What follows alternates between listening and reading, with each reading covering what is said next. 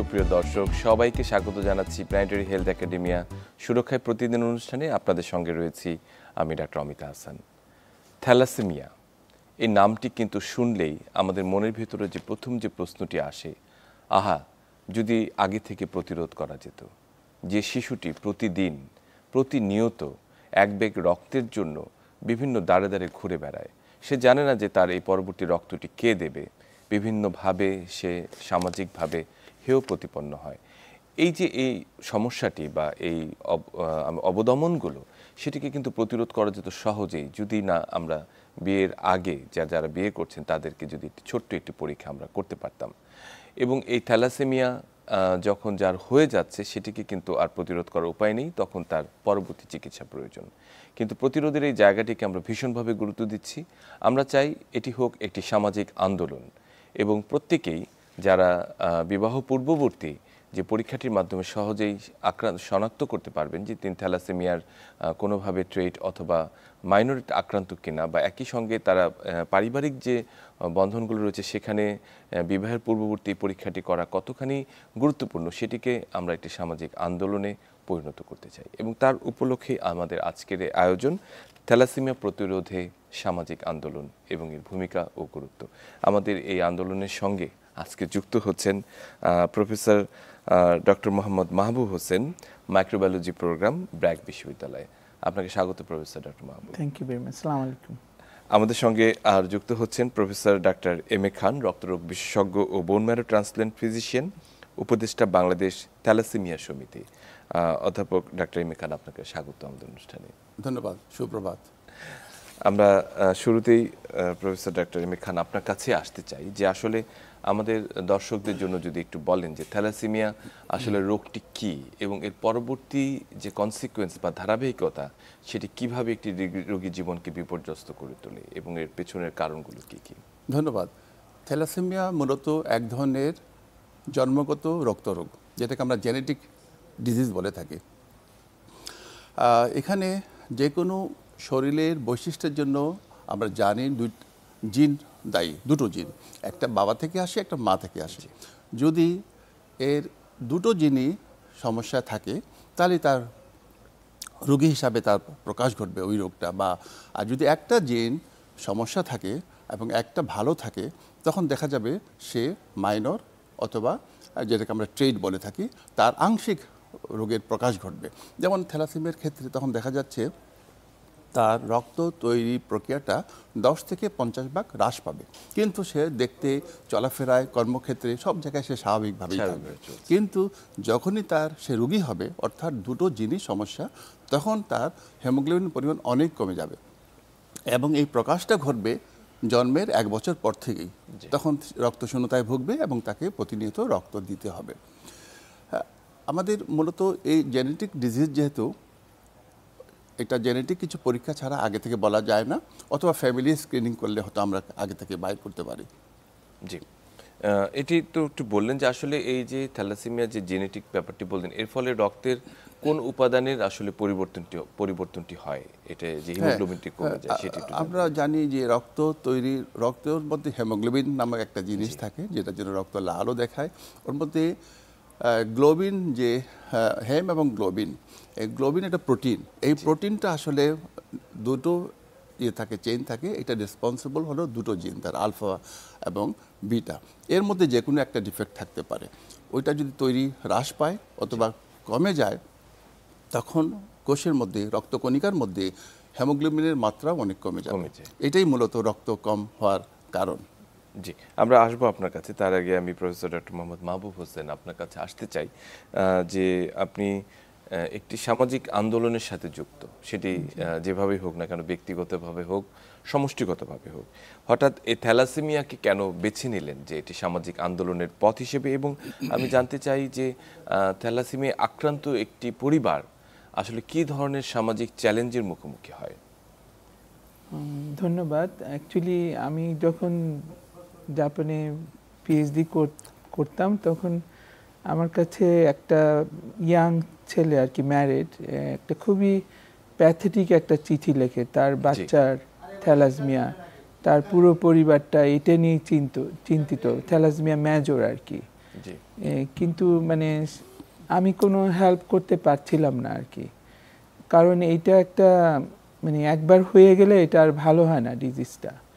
এবং আমি আরও দেখতে পারছি বা দেখেছিলাম যে বাচ্চারা তিলে তিলে মারা যায়। অনেকেই তো ট্রিটমেন্ট মানে অনেক পরে জানে যে তার থ্যালাসমিয়া, বাই দিস টাইম অনেক ড্যামেজ হয়ে যায়, ঠিক আছে। তারপরে হচ্ছে যে এটার একটা ট্রিটমেন্ট হচ্ছে ব্লাড ট্রান্সফিউশন করা, এগুলো তাই না? কিন্তু ব্লাড ট্রান্সফিউশনে যে সবসময় মানে খুব যে ভালো জিনিস তা তো না, কারণ এই ব্লাড ট্রান্সফিউশন বারবার করলে আয়রন জমা হয়ে যায় বডিতে। আয়রন ডিপোজিট হলে এটা আবার অর্গান ড্যামেজ করে, kidney and others organ damage করে। তো আমি এখানে আমি যেটা শুনেছি যে বাংলাদেশের মানে যারা ট্রিটমেন্ট করে এরাও 35 বছরে বেশিরভাগই মারা যাচ্ছে এবং তিলে তিলে মারা যাচ্ছে, এবং ফ্যামিলির জন্য একটা কাইন্ড অফ একটা মানে বার্ডেন তো বটেই, কিন্তু মানে খুব কষ্ট পায় বাবা মা, সারা জীবন একটা কষ্ট নিয়ে থাকে। এবং বাচ্চাটারও বা বাচ্চাটা থেকে একটা পর্যায়ে সে ইয়াং হয়, বড় হয়, কিন্তু সেও একটা খুবই কি বলবো ডিপ্রেশনে ভুগে। But I understand after studying, পড়াশোনা করে যেটা দেখলাম, যেহেতু আমি জেনেটিক্স পড়ি, মাইক্রোবায়োলজির স্টুডেন্ট যেহেতু, তো ওখানে দেখলাম যে it is a preventable disease, তাই না? তো হোয়াট ক্যান বি ডান, যে যদি বিয়ের আগে দুইজনেরই হিমোগ্লোবিন ইলেকট্রোফোরেসিস টেস্টটা করা হয়, তাহলে মানে career should not marry career. এখন বলা হচ্ছে যে তাহলে তো 25% চান্স থাকে যে ক্যারিয়ার বিয়ে করলে থ্যালাসমিয়া হওয়ার, কিন্তু বাস্তবতাটা হচ্ছে 25% ক্যান বি টার্ন ইন্টু 100%, 100%। মানে কারোর জন্য হয়তো 25, কারোর জন্য হয়তো হবেই না দুইজন ক্যারিয়ার বিয়ে করলে, কিন্তু এটা আবার 100%। এমনও আমি জানি কি কেস যে 25% চান্স বেবি হওয়ার, কিন্তু প্রত্যেকটা বাচ্চারই থ্যালাসমিয়া হয়েছে, এরকম আমিও দেখেছি। সুতরাং career should not marry career. তো আমি এখন অনেক চিন্তা করলাম এটা কিভাবে করা যায়।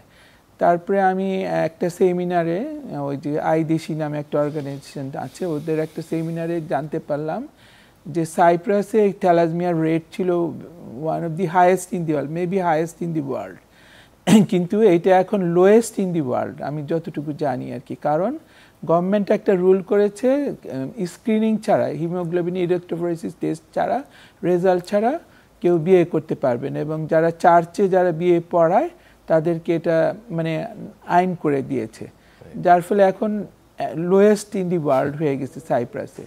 তো আমি তখন চিন্তা করলাম এইটা আমাদের দেশে কিভাবে করা যায়। আপনাদের মাধ্যমে আমি পলিসি মেকারদের অনুরোধ করবো একটা এই সংক্রান্ত আইন করে আমরা এই বিষয়টাতে যাব, লেজিসলেটিভ বিষয়। তার আগে আমি একটু জানতে চাচ্ছিলাম যে আইন করে আসলে এটাকে প্রতিরোধ করা সম্ভব তো, কিন্তু তার আগে আমি জানতে চাইবো যে আসলে যে তাদের যে সামাজিক যে চ্যালেঞ্জগুলো তারা ফেস করে, যে তার সোশিও ইকোনমিক যে চ্যালেঞ্জগুলো, সেটি আসলে আপনি কিভাবে অনুধাবন করে? এটা তার একটা মানুষ যদি ডিসক্রিমিনেটেড ফিল করে তাহলে তো তার একটা ডিপ্রেশন আসবেই, তাই না? তারা একটু ডিসক্রিমিনেটেড ফিল করে আর কি। এইসব কারণে আমি চাই যে মানে মানে বিয়েটা আগে এই টেস্টটা করুক। And what I do at BRAC university, আমি হিউম্যান ফিজিওলজি ক্লাসটা নিয়ে আরও কিছু ক্লাস নেই মাইক্রোবায়োলজি, তো ওখানে আমার 2টা অ্যাসাইনমেন্ট দিতে হয় আর কি। তো আমি বলে দিই একটা অ্যাসাইনমেন্ট আমি ওয়েব করব যদি তোমরা এই টেস্টটা করো। একদম। এবং কিন্তু এইটা বলার কারণেই মেইনলি যে স্টুডেন্টরা এই টেস্টটা করে, এবং আই থিঙ্ক থাউজেন্ডস ক্রস করে গেছে স্টুডেন্টরা এই টেস্টটা করেছে। অ্যান্ড স্যার যেটা বললেন যে ন্যাশনাল যে data 11%, I also found that 11% স্টুডেন্টদের ভিতরে ক্যারিয়ার আছে, এবং তাদেরকে বলে দিচ্ছি যে তোমরা যারা ক্যারিয়ার তোমরা ভালো আছো ঠিকই, কিন্তু তোমরা যদি বিয়ে করো আরেকজন ক্যারিয়ারকে, তোমার বাচ্চাটা তুমি চাও না তিলে তিলে মারা যাক। তো একটু মানে to be a responsible parent, everybody should be a responsible parent, তাই না? যার ফলে আর কি টেস্টটা করা উচিত। টেস্টটা করে career should not marry career, একজন ক্যারিয়ার আরেকজনকে বিয়ে করতে পারবে। এই আন্দোলনটি আসলে আরো বেগবান হওয়া দরকার। আমি ফিরে আসবো আপনার কাছে। এই ব্যাপারে একটু সংযুক্তি জি, করতে আপনি চাই প্লিজ। যে ইটালিতে এবং তুরস্কে একটা স্টাডি হয়েছিল 2017 সালে। তারা দেখেছে যে যেসব থ্যালাসেমিয়া রোগীরা ট্রান্সফিউশন দিতে হয় বা ট্রান্সফিউশন ডিপেন্ডেন্ট, তাদের বছরে প্রায় 15,000 থেকে 30,000 US ডলার ব্যয় হয়। আমরা আমাদের দেশে স্টাডি করে দেখেছি, আমাদের দেশে প্রতিটা রোগীর কমপক্ষে 3,000 US ডলার খরচ হয়।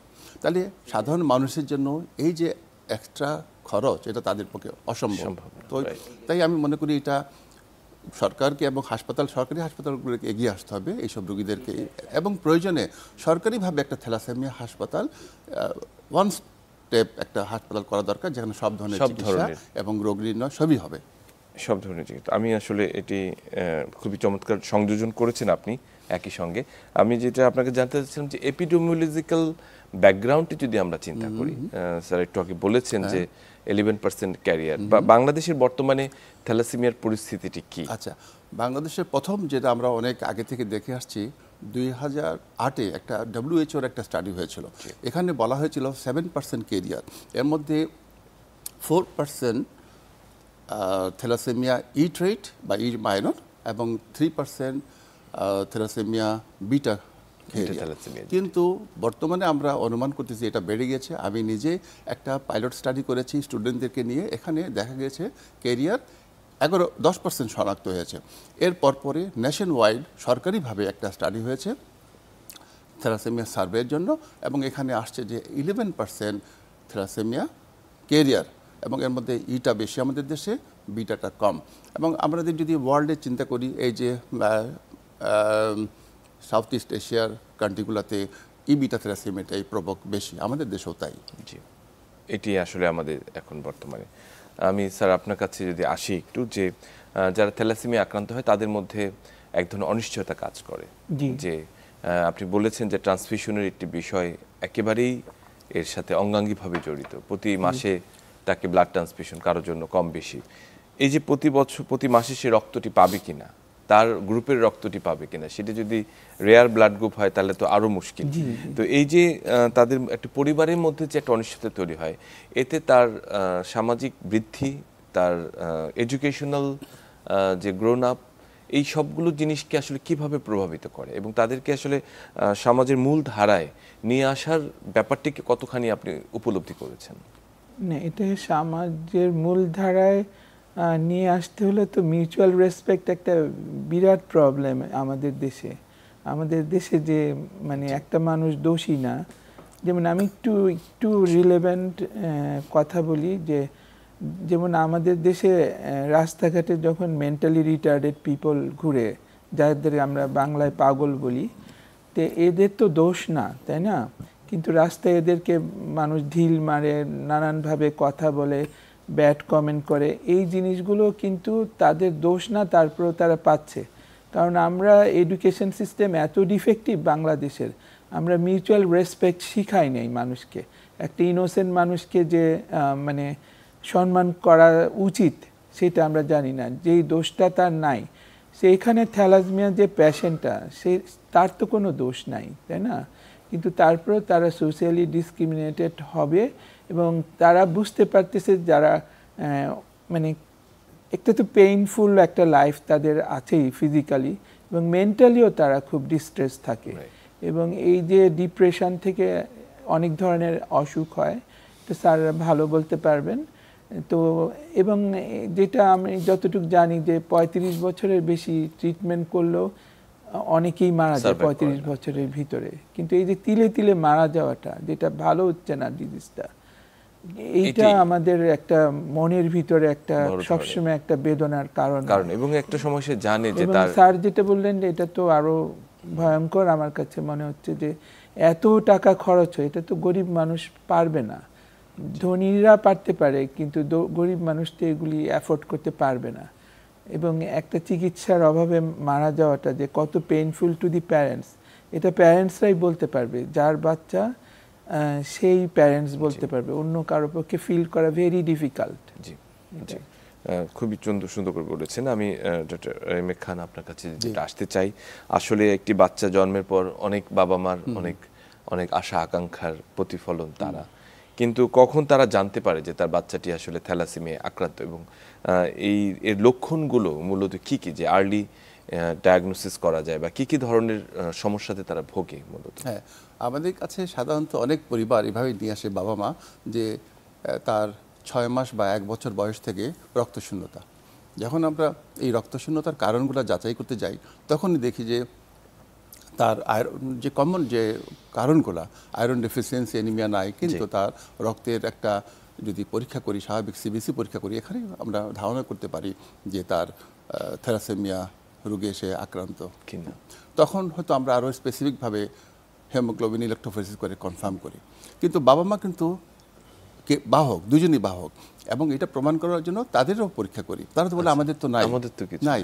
তখন তারা শারীরিক দিক দিয়ে ভালো রয়েছে, তাদের কোনো ব্লাড ট্রান্সফিউশন লাগে নাই কোনো সময়, কিন্তু তাদের বাচ্চা থ্যালাসেমিয়া রোগী হয়ে গেছে।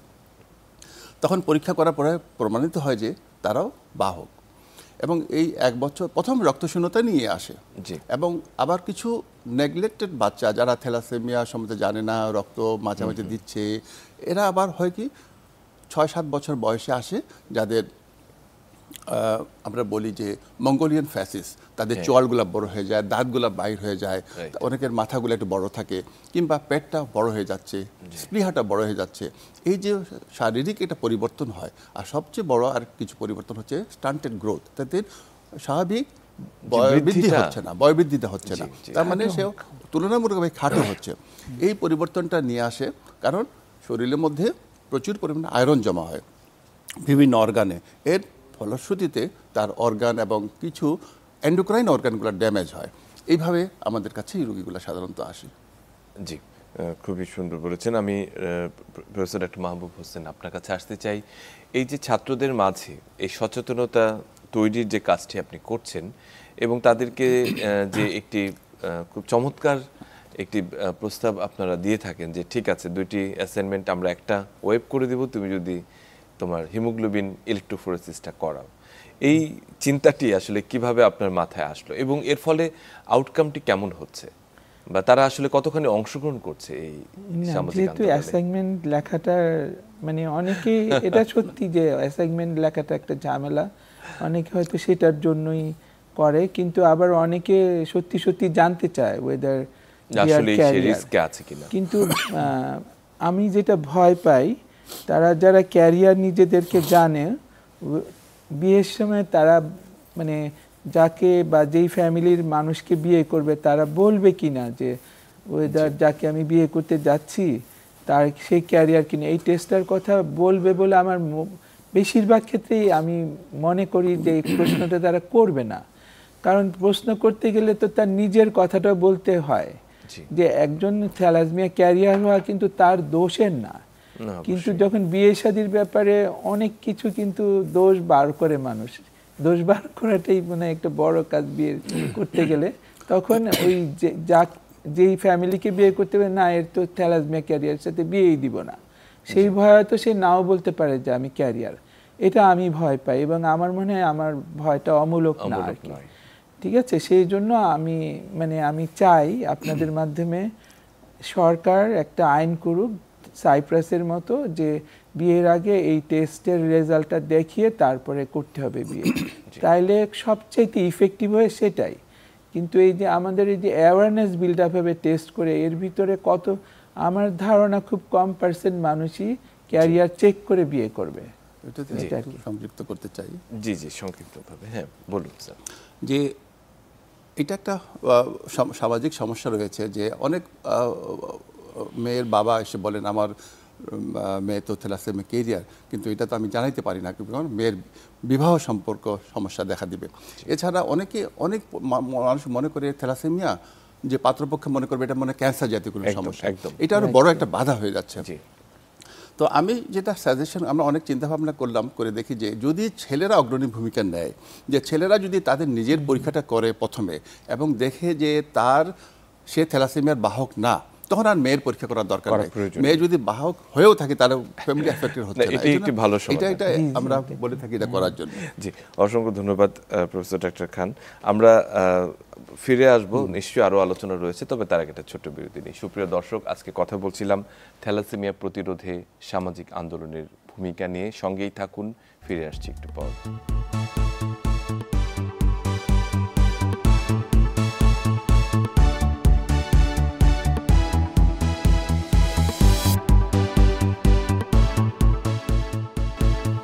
সুপ্রিয় দর্শক, সবাইকে আরেকবার স্বাগত জানাচ্ছি সুরক্ষায় প্রতিদিনে। আপনাদের সঙ্গে রয়েছি আমি ডাক্তার অমিতা হাসান। আজকে কথা বলছিলাম ভীষণ গুরুত্বপূর্ণ একটি বিষয়, থ্যালাসেমিয়া নিয়ে, যেটি সামাজিক আন্দোলনই পারে থ্যালাসেমিয়া প্রতিরোধের সবচেয়ে মোক্ষম হাতিয়ার হিসেবে আমাদের সমাজে ভূমিকা রাখতে।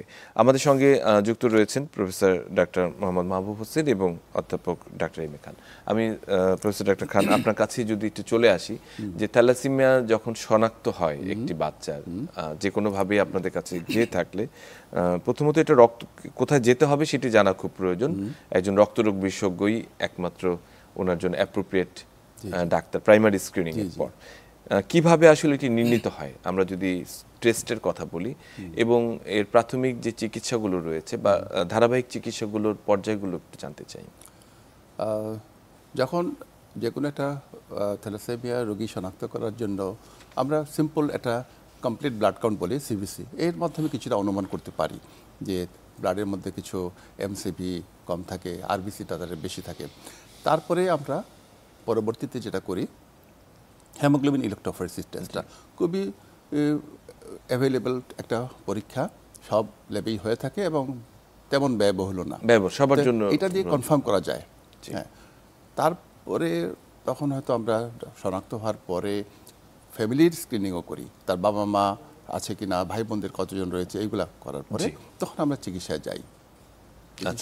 চিকিৎসাটি মূলত আসলে কি ধরনের চিকিৎসা? চিকিৎসা তো ফার্স্ট চিকিৎসা হচ্ছে তার ব্লাড ট্রান্সফিউশন দেওয়া। অনেকে ব্লাড ট্রান্সফিউশন দিতে ভয় পায়, মনে করে একবার দিলে বারবার দিতে হবে, কিন্তু ব্লাড ট্রান্সফিউশন না দিলে তার শারীরিক ঘটনগুলো বাধাপ্রাপ্ত হচ্ছে। রক্তশূন্যতা নিয়ে তার থাকাতে তার হার্টটা বড় হয়ে যাচ্ছে, স্প্লিনটা বড় হয়ে যাচ্ছে, এতে গিয়ে তার স্বাভাবিক চলাফেরা ব্যাহত হচ্ছে, জন্ডিস তো ডেভেলপ করে এইসব রোগীদের। এই জন্য প্রথম শর্ত হচ্ছে তাকে ব্লাড ট্রান্সফিউশন দিয়ে একটা লেভেলে, ব্লাড বয়সের অনুপাতে একটা লেভেলে মেনটেন করতে হবে। যাদের গ্রোয়িং এজ তাদেরকে আমরা বলি 9 পর্যন্ত রাখার জন্য, 9-এর নিচে নামলেই তাকে ব্লাড দিতে হবে। আর যদি একটু বড় হয়ে যায়, তার বয়বৃদ্ধি সমাপ্ত হয়ে যায়, তখন বলি 7 হেমোগ্লোবিন মেনটেন করলেই হবে এবং তাকে লাগলে ব্লাড দেবে। কারণ তখন ব্লাডটা আমরা কমিয়ে দিতে চাই, কারণ ব্লাড দেওয়ার সাথে সাথে দেখা গেছে শরীরে অধিক পরিমাণ আয়রন জমা হয়ে যায়, যেটি বললেন। এই আয়রন দেখা যায় 1 বছর পরেই তাকে ব্লাড দেওয়ার পরে 10 থেকে 12 ব্যাগ দেওয়ার পরে তাকে আয়রন কমানোর জন্য ওষুধ দিতে হয়, যেটাকে আমি চিলেটিং এজেন্ট বলি। বাংলাদেশে অনেক চিলেটিং এজেন্ট রয়েছে, পাওয়া যায় সহজ সুলভ মূল্যে, এটা মুখে খাওয়া যায়। আবার কিছু রয়েছে ইনজেক্টেবল ফর্মে দেওয়া যায়। তো আজকাল রোগীরা বেশি অরাল ফর্মে যেটা পাওয়া যায় সেটাই নিতে চান। পাশাপাশি দেখা যাচ্ছে আরও কিছু কমপ্লিকেশন হয়, সেই কমপ্লিকেশনগুলা নিরসন করার জন্য কিছু চিকিৎসা দেওয়া হয়। এছাড়া অনেক সময় দেখা যাচ্ছে অনেক দেরিতে রোগী আসে, তার স্প্লিনটা এত বড় যে পুরো পেটটাই ভরে আছে স্প্লিনে। তা এইসব রোগীদেরকে আসলে খুব 1 সপ্তাহ পর পর ব্লাড দেওয়া লাগে। তখন আমরা তাদেরকে অ্যাডভাইস করি স্প্লিন অপারেশন করানোর জন্য, কারণ তখন আর এইটা স্প্লিনটা শরীরে থাকা না থাকা সমান, এটা কোনো কার্যকারিতা হারিয়ে ফেলল। এছাড়া অনেকে চান নিরাময়মূলক চিকিৎসা, যেটা আমাদের দেশেও সম্ভব, এটাকে বলে বোন ম্যারো ট্রান্সপ্লান্টেশন। কিন্তু এই বোন ম্যারো ট্রান্সপ্লান্টেশন করতে গিয়ে কিছু সমস্যা রয়েছে। প্রথমত হলো যে একটা কোন সময় করতে হবে, এটা ইম্পর্টেন্ট। যদি 7 বছরের মধ্যে করা যায়, 2 থেকে 7 বছরের মধ্যে বা 14 বছরের মধ্যে, তাহলে আউটকামটা ভালো। জি। এবং কিছু শর্ত রয়েছে, যদি দেখা যায় যে লিভারটা বড় হওয়ার আগে, অধিক পরিমাণে আয়রন জমা হওয়ার আগে করা যায়, তাহলে আউটকামটা, ফলাফলটা ভালো পাওয়া যায় বোন ম্যারো ট্রান্সপ্লান্টেশনের। আর বোন ম্যারো ট্রান্সপ্লান্টেশনের বড় সমস্যা হচ্ছে যে ডোনার একজন থেকে নিয়ে স্ট্যাম সেলগুলো দিতে হয়, এবং ফ্যামিলিতে দেখা যায় যে 2 জন ভাই বোন, 2 জনই হয়তো রোগী, অথবা 1 জন ভাই বা বোন, তা এইসব ক্ষেত্রে তো ডোনার পাওয়া মুশকিল, তাহলে ডোনার সার্চ করতে হয়। কিন্তু আমাদের দেশে এই ধরনের কোনো সংগঠন নাই যে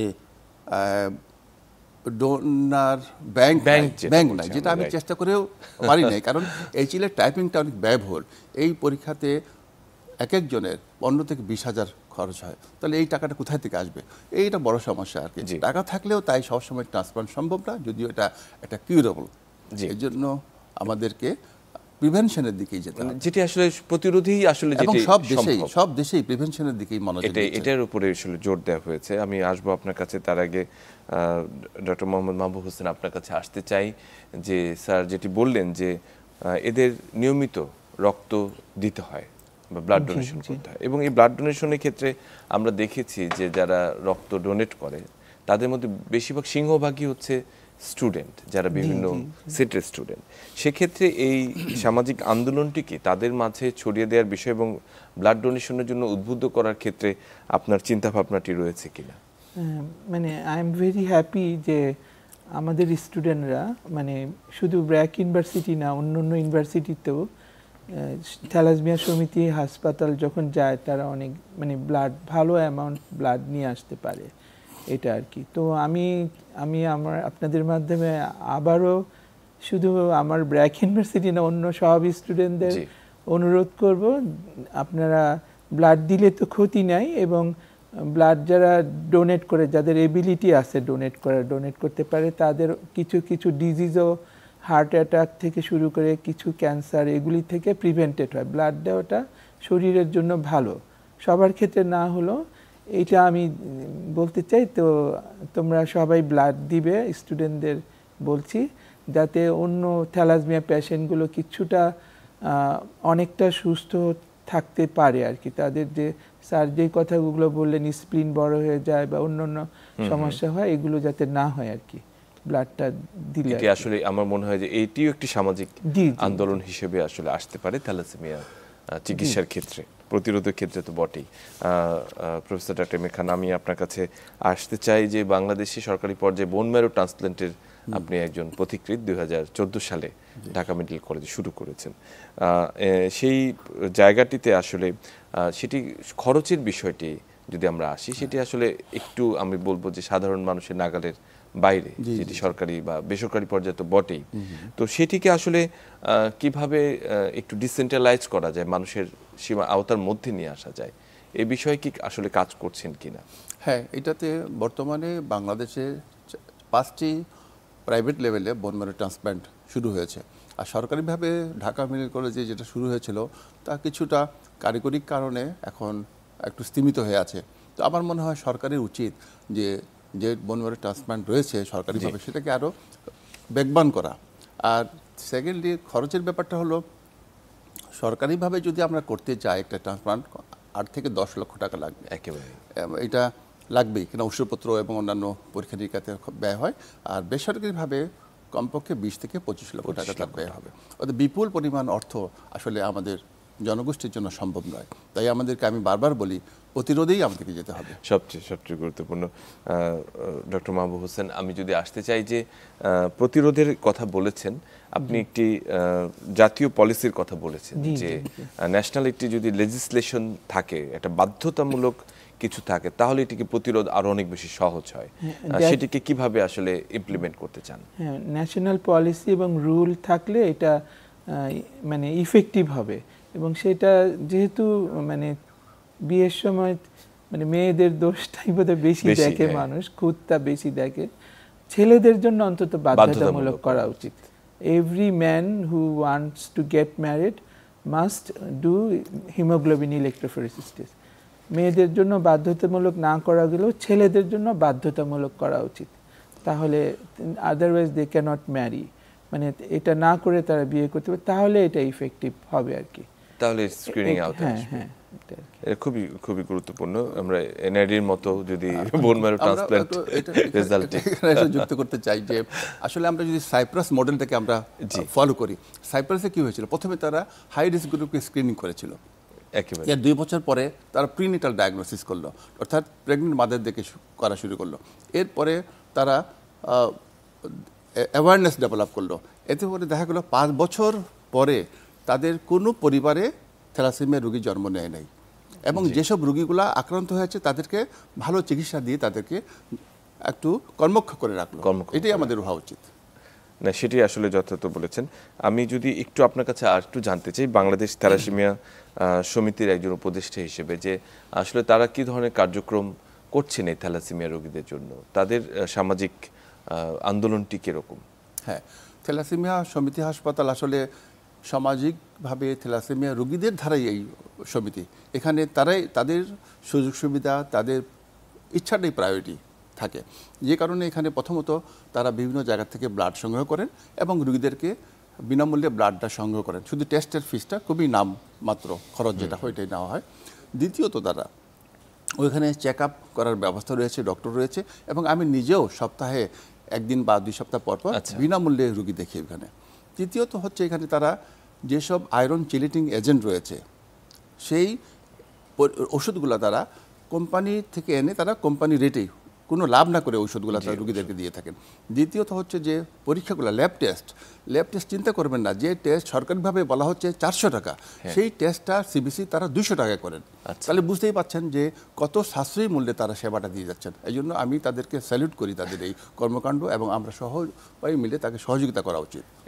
একেবারেই সেটি আসলে এই তাদের থ্যালাসেমিয়া একটু রোগীদের। অ্যাড করব, জি জি জি, থ্যালাসেমিয়া সমিতি হাসপাতালের কাছে আমি অনেক কৃতজ্ঞ। তারা আমাদের স্টুডেন্টদের অনেক, মানে বাইরের চাইতে অর্ধেকেরও কম খরচে আমাদের স্টুডেন্টদের হিমোগ্লোবিন ইলেকট্রোফোরেসিস টেস্ট করে দিচ্ছে আর কি।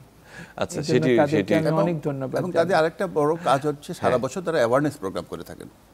জি, দেশের বিভিন্ন জায়গায় স্কুল কলেজে অ্যাওয়ারনেস প্রোগ্রাম। জি জি, আসলে আমরা আপনাদের উভয়ের কথা থেকে যেটি বুঝতে পারলাম যে প্রতিরোধটি এবং সামাজিক যে সচেতনতা এবং আন্দোলনটি কিন্তু থ্যালাসেমিয়া প্রতিরোধের মূল জায়গা। আপনাদের দুজনকে অসংখ্য ধন্যবাদ আমাদের সঙ্গে এতক্ষণ যুক্ত থাকার জন্য। আপনাদেরকেও ধন্যবাদ এবং দর্শকদেরকে অনেক ধন্যবাদ ধৈর্য দিয়ে শুনে। সুপ্রিয় দর্শক, আজকে এই গুরুত্বপূর্ণ আলোচনায় একটি বিষয় কিন্তু ভীষণভাবে উঠে এসেছে, যে থ্যালাসেমিয়া চিকিৎসার চেয়ে বা পরবর্তী যে ব্যয়বহুল যে খরচটি রয়েছে সেটি ভোগার চেয়ে সেটাকে কিন্তু খুব অল্প সচেতনতায় প্রতিরোধ করা সম্ভব। শুধুমাত্র একটি স্ক্রিনিং টেস্ট, আমরা বলেছি হিমোগ্লোবিন ইলেকট্রোফোরেসিস আপনার পরবর্তী প্রজন্ম যে বাচ্চার থ্যালাসেমিয়া থেকে প্রতিরোধ করতে পারে, যদি সেটি আপনি আগে জানতে পারেন যে আপনি থ্যালাসেমিয়ার বাহক কিনা, তাহলে সেভাবে যদি আসলে পরবর্তী বিবাহের বিষয়টি চলে আসে তাহলে কিন্তু এটিকে প্রতিরোধ করা একেবারে সম্ভব। এবং কেউ যদি আক্রান্ত হয়ে থাকেন তার জন্য কিন্তু যে সামাজিক যে প্রতিষ্ঠানগুলো রয়েছে যারা কাজ করছে তাদের সহযোগিতা অবশ্যই গ্রহণযোগ্য, এবং তারা দারুণভাবে কাজ করে যাচ্ছেন, বিশেষ করে বাংলাদেশ থ্যালাসেমিয়া সমিতি। আমরা সবাই থ্যালাসেমিয়া প্রতিরোধ করি, সবাই সচেতন থাকি, সবাই সুস্থভাবে জীবনযাপন করি। ভালো থাকবেন, সুস্থ থাকবেন।